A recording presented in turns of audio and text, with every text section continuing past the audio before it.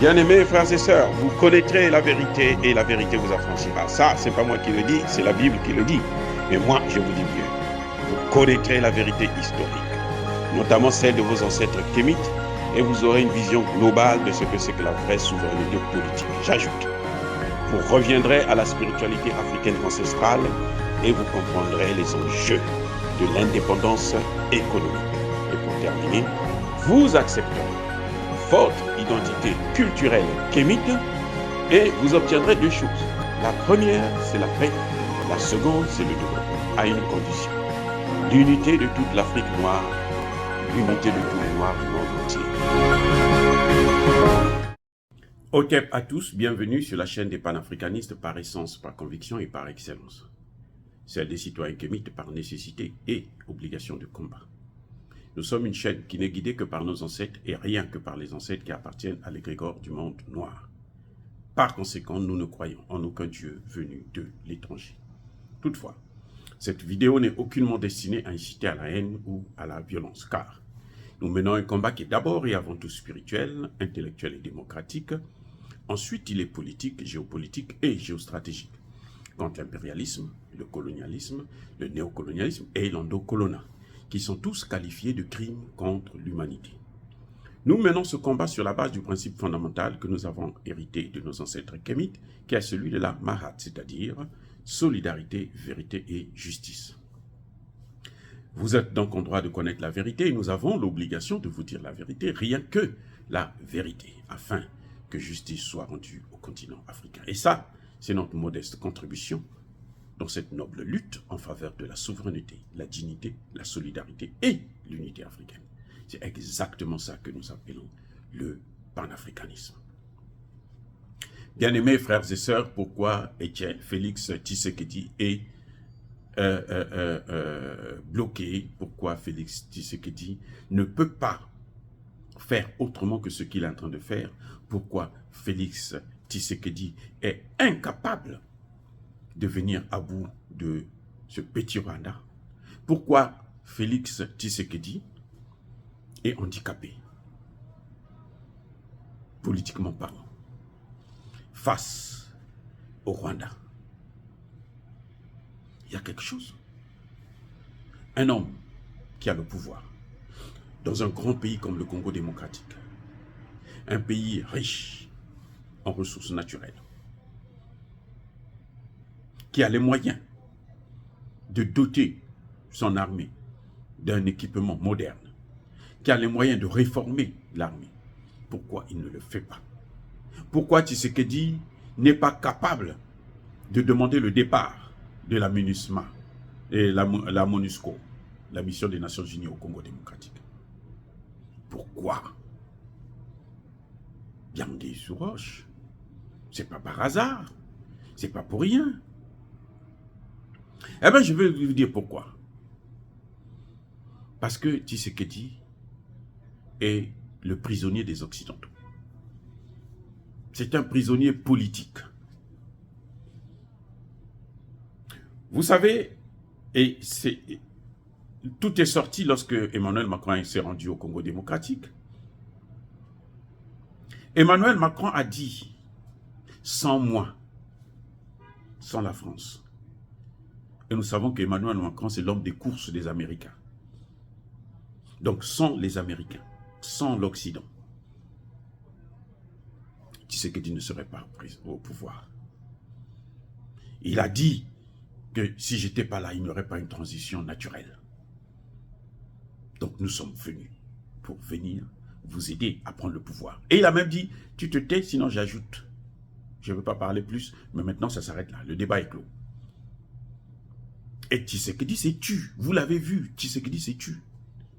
Il y a eu un petit échange où Tshisekedi, après, quand Emmanuel Macron a dit le débat est clos, il a arrêté aussi. Parce qu'il ne voulait pas qu'on dise plus. Mais nous savons déjà ce qui se passe. Tshisekedi n'a pas gagné l'élection. Écoutez bien, Tshisekedi n'a pas gagné l'élection. Le vainqueur de cette élection, c'était Fayulu.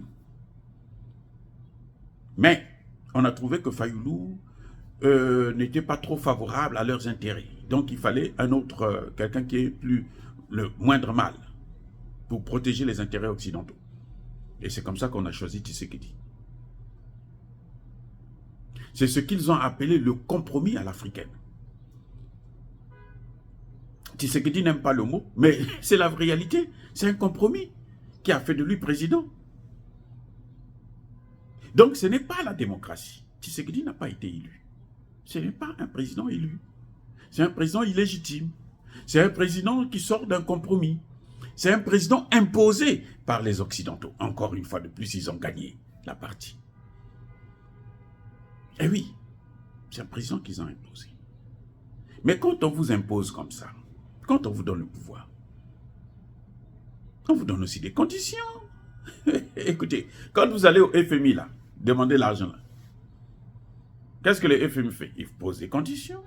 C'est ce qu'on appuie, ils appellent eux les programmes d'ajustement structurel. Les PASS, qui ont dévasté les pays africains. Et oui, qui ont détruit toutes nos économies. Les PASS là, que vous voyez là. Programme d'ajustement structurel. Donc, lorsqu'on dit à Tshisekedi, on va te donner le pouvoir, on lui pose des conditions. Est-ce que vous acceptez telle condition? Est-ce que vous acceptez telle autre condition? C'est ce que certainement Fayoulou n'a pas accepté. Et Tshisekedi a dit, moi, vous me donnez le pouvoir, je vais faire ce que vous me demandez de faire.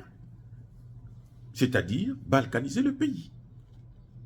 Il veut un deuxième mandat pour achever le programme. Parce que un deuxième mandat pour Tshisekedi, pour eux, ça leur fera maintenant 10 ans. Vous voyez la calmie qu'il y a là? Les M23 qui se sont calmés un peu. Vous savez pourquoi? Ils se sont calmés un peu à la demande des Occidentaux eux-mêmes. Pour ne pas que la population se fâche contre Tshisekedi, pour ne pas aller en masse voter pour Tshisekedi. Et puis, si la population se fâche contre Tshisekedi, ils auront du mal à l'imposer encore. Donc, on demande au M23 de se calmer un peu. Calmez-vous un peu. Vous allez voir, dès que Tshisekedi prend un deuxième mandat là, vous allez voir comment le M22 va encore frapper plus fort que ce que vous êtes en train de voir là. C'est rien devant ce qui est en train d'arriver. Si Tshisekedi reprend encore le pouvoir. Parce qu'il a les accords. Il doit retourner l'ascenseur à ses maîtres. Et c'est ça le problème des Africains.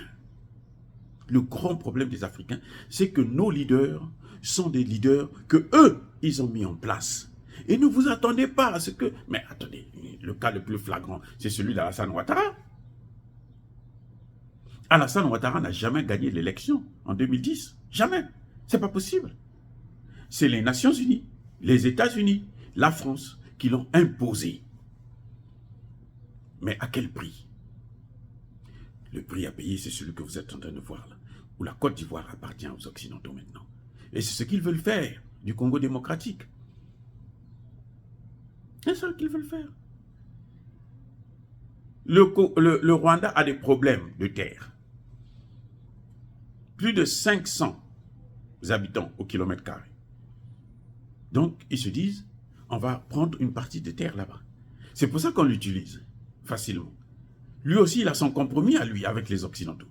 Moi, je vous aide à prendre les matières premières, mais vous me donnez les terres. Et on va lui donner les terres. Tshisekedi, moi, vous m'aidez à prendre le pouvoir, et je vous donne l'Est du Congo démocratique. Et c'est ce qu'il va faire.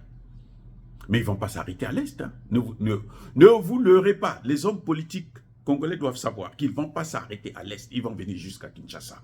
Ce n'est pas pour rien qu'ils achètent des terres au Congo, où là-bas aussi, ils ont eu des compromis, parce que le Congolais aussi, Sassou Nguesso a pris ses compromis. On le maintient là, où on va transmettre le pouvoir à son fils, mais entre-temps, il faut qu'il aide le Rwanda à entrer au Congo. Mais le Rwanda ne va pas s'arrêter là, le Rwanda va aussi occuper le Congo-Brazzaville. C'est une évidence. C'est ce qui va se passer aussi au Centrafrique.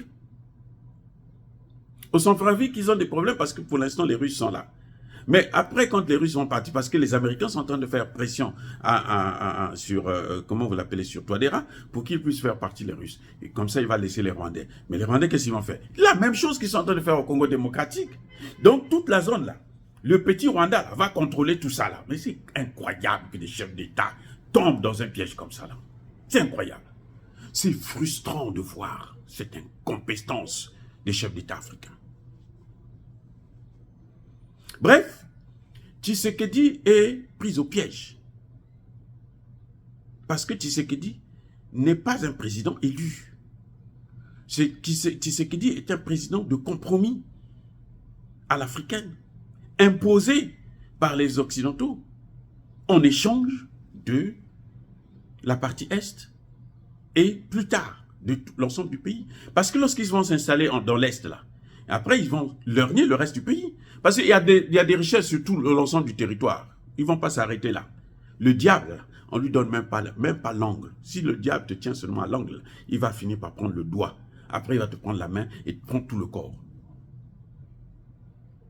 Donc, ce que Tshisekedi est en train de faire, c'est seule la classe politique congolaise qui doit reprendre les choses en main. Il faut que la classe politique puisse avoir un sursaut responsable, sursaut nationaliste, sursaut patriotiste pour freiner Tshisekedi, pour le stopper et pour stopper les puissances occidentales, pour faire la guerre contre le Rwanda et pour arrêter l'hémorragie. Sinon, nous allons droit dans le mur. Parce que Tshisekedi, s'il prend un deuxième mandat, et ça va être la catastrophe. Les médias congolais, pour la plupart, sont corrompus déjà, sont corrompus. Ceux qui soutiennent Tshisekedi là, ils sont corrompus. Ils voient bien, ils connaissent la réalité. Mais comme on leur donne de l'argent, et les Congolais, c'est facile. Vous voyez même les musiciens congolais, il y a quels musiciens qui parlent du Congo? Tous, ils sont corrompus, mais alors jusqu'à la... attendez, le plus flagrant, c'est Fally Ipupa qui vient danser, boire la bière avec Emmanuel Macron au Congo démocratique, alors que c'est lui qui est en train de balkaniser le pays. C'est lui qui a signé les accords là, non? C'est lui qui a trouvé ce compromis là, non? Pour placer Tshisekedi afin que Tshisekedi puisse balkaniser le Congo. C'est bien Emmanuel Macron. Mais il faut que ça s'arrête. Oh, bien-aimés frères et sœurs, dire cela c'est inciter à la haine ou à la violence? Non. Yaba colère, Veyamalem. Encore une fois, soyez bénis.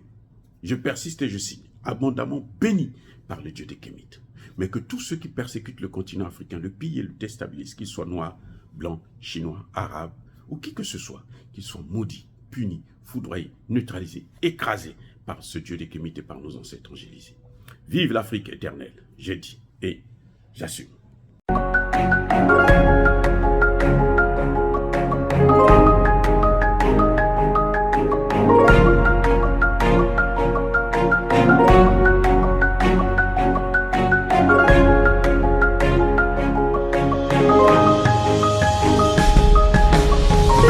Eux, ils marchent par la foi et non par la vue. Mais moi, je vous conseille vivement de marcher par la connaissance scientifique et historique, notamment celle de nos ancêtres kémites, par les 5 sens et par l'intelligence. À vous, Apia.